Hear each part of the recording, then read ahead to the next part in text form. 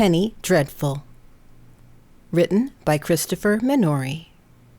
Narrated by Erica Sanchez-Hawkins. Prologue. Penny clung to the railing, feet hanging off the precipice. She tried to swing one leg up, but couldn't quite make it. Each time her toe managed to touch the top of the ledge, it would slide back down before she could make purchase. Her leg began to cramp from the effort.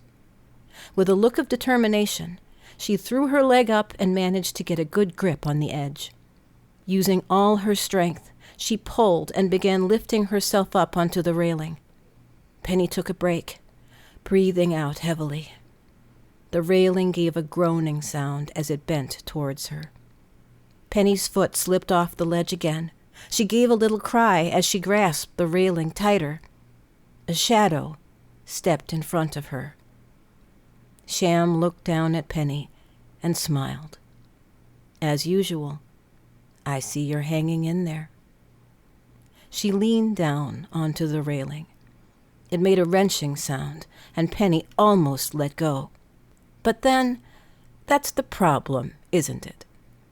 No matter what happens, no matter whom your actions might affect, you won't leave it alone. My advice to you is to learn to let go. Sham began to walk away, then turned back. Let go, Penny. With that, Sham raised her foot and brought it down as hard as she could on Penny's wrist. And Penny let go. Sham leaned over the railing and watched, taking in the sweet, sweet sounds of Penny's screams as she fell. Sham turned away. She had won. The house was hers. The end.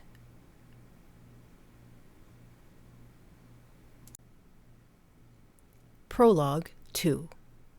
Yeah, I get it. I'll bet you're pretty ticked off at me right now.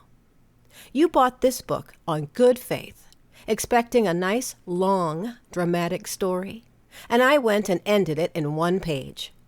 You probably want to tell me I can't do that. You probably want to tell me to get stuffed. Guess what? This is my story. If you want a happy ending, go write your own book. Now get off my lawn. My soaps are on.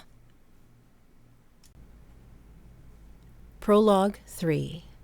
Okay, my publisher just let me know it's bad form to yell at my audience. I'm sorry. It's very early, and I haven't had my coffee yet, so I'm a little on edge. Won't happen again. The thing is, Penny may very well die at the end of this book, and I want you to be ready for that. Or she may not die, and I want you to be ready for that too. There's no real way for us to know yet what will happen to Penny. It depends on which door she walks through. See, life is full of doors. On the other side of each door is a new and differently decorated room. Sometimes, walking through one door unlocks another. This is how we go through life, walking through one or another door, changing our direction with each new step we take.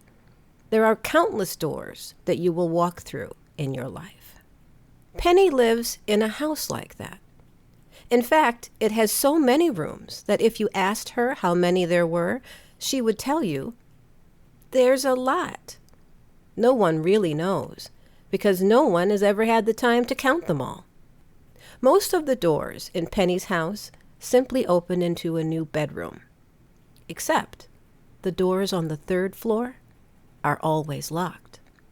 If you somehow managed to open one and walked through it, your eyes would widen, your jaw would drop as you stepped into, well, I'm not at liberty to say at this time.